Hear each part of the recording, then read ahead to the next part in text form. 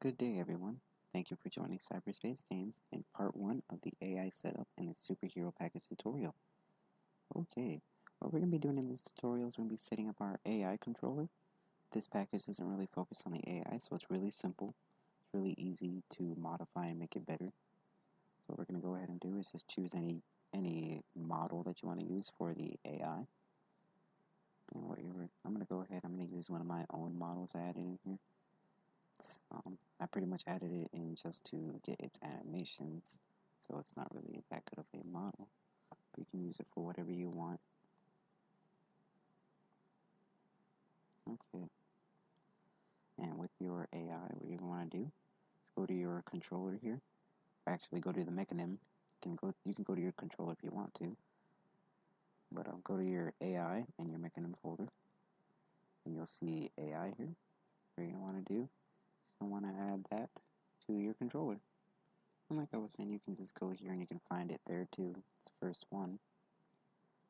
And that is your AI animator controller. In order to get that working, what you're going to want to do is you're going to go to your scripts and go to game, and you'll see nav AI.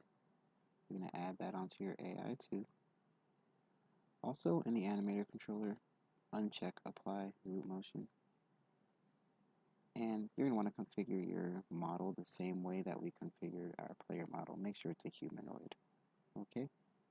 And here you'll see there's a target. That's going to be the AI's enemy. So that will be your player. Set him there. And the nav component is going to be a nav mesh agent. What you're going to go ahead and do for that one is add component, go to navigation, and choose nav mesh agent. Speed is a little slow compared to my character here, so I'm going to increase it up a bit. Say about 10 should be fine. Alright. So he's good on his navigation here. You don't need to add this here, but you can if you want. It's going to automatically fill those out once you start the game. The animator here is just that. It's going to automatically fill those out. Chasing, all that means is that your character is in a certain distance, so he will start running after him. Fighting means your character is close enough, he'll start punching him. And if none of these are checked, he'll just be standing there in an idle position. Okay. And also with the nav mesh agent, in order to get that working, you have to go to your navigation tab here. If you don't have that there, just go to window and choose navigation. It'll show up here. And get your ground, whatever it is that your player is standing on. And just select it and make sure it's static here. Check static. And that's good. Go to bake. And the radius here, all that is how far your character will be going around certain objects. Like if the nav mesh has generated a corner, it will be how far he's going around the corner. So the bigger it is, the farther it is, the smaller it is, the closer he is. Alright, and the height is how high the nav mesh is going to generate. I want to put mine at 1 because I want him to be on the ground. Actually, I'm going to put it at 0.5 because I want him to be as close to the ground as possible. And the max slope here is just going to be the maximum angle that the nav mesh will generate. So it's at 45, it will only generate up to 45 angles. After that, it won't generate a nav mesh anymore. So your AI can't walk or go onto that part of the mesh. And the step height is just going to be how high he can step. So if you have this really high, he can probably step on buildings. So not literally step on them, but he'll step in, he'll just, go onto the building as if he stepped up it. So you're going to want to keep that kind of low. Once you have all those set, you want to go ahead and bake. It's going to ask you to save your scene. Go ahead. I'm going to save mine as tutorial. Save yours as whatever you want. And my ground is just a cube here. So it's going to generate that nav mesh pretty fast. If it's a terrain with a lot of bumps, it might take you a while. So pause this video and just wait until that's done. Alright, and when that's done, I'm going to go ahead. What that did is it made it so that your AI character here has a nav mesh to be able to use this nav mesh agent in the first place. Like at first this was on it, but there was no nav mesh, so he wasn't going to be doing anything. Now we have the nav mesh on it, so he'll be using this. Okay. Alrighty. So what we're going to go ahead and do, we're going to set up his physics. So select your AI model, your AI game object, and go to physics, add a rigid body. Go ahead and keep his mass at 1 because we do want our enemies to blow away from our explosions. Change his drag to about 1 so he doesn't keep blowing away, he eventually stops. And then, just as I do with all the characters, I always freeze the rotations. Alright, and then add a box collider, physics, box collider. And we're just going to do this one the same as we did our character's box collider, where it's kind of skinny, but it doesn't actually interfere with the hit detector. So we're going to go ahead and add that about center height, 0.3 for the width, 2 for the height, and 0.3 for that one too. Alright, so that looks good. My character doesn't have any feet, so it looks like he's floating, but that's okay. It's fine with me. Alright, so now that our physics are set up, we're going to set up his health. Just like with your character, go to your armature, and we're going to add his health. Go to your scripts and go to heroes, and add the enemy health one onto that one. And then you'll see the exact same thing as when you're with your players. The effect is going to be the dead one, the enemy is going to be where it's spawning, and this is going to be the game object that's destroyed.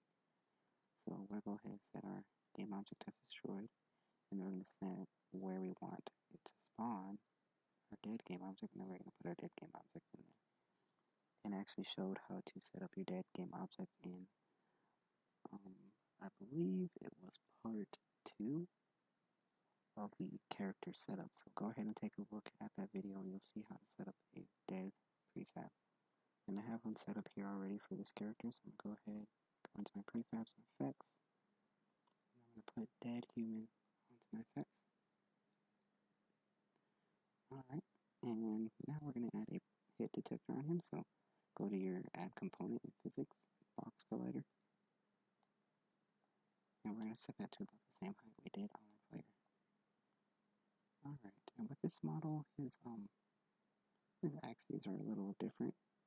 They're always different for each modeling software you use, so it might not be the Y to go up. It might, for this one, it's actually the Z, so I'll set that at about 0.3 for him.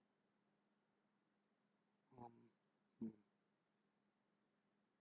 see here. Let me go ahead and let me change the size first, just so we can see what it looks like here. And then I'm going to bring it up to about 1.3. Or you know what, actually 1.4 would be good for this character because we want it to go just a little above the nose and a little bit below the belt. Alright, and set that as a trigger. Set his tag as enemy. This is just so the explosions will know what they're hitting so they can explode. Alright, so his health is set up. I'm going to go ahead and set up his attacks. Go ahead and find his hands. Select both of them. And add a sphere collider to each of them. And put the radius at about 0.06. And just move it to where it's on the fist. For him, it looks like it's at a good place. Set that as a trigger and tag those as punch 3. And I explained all these tags and the certain health scripts they need to be on on a different video. So go ahead and take a look at a previous video. It's called Powers and Tags Explained. Alright, so we have his punch set up. Go ahead and find the end of his foot. And do the same thing. Physics, sphere collider, 0.06 for the radius.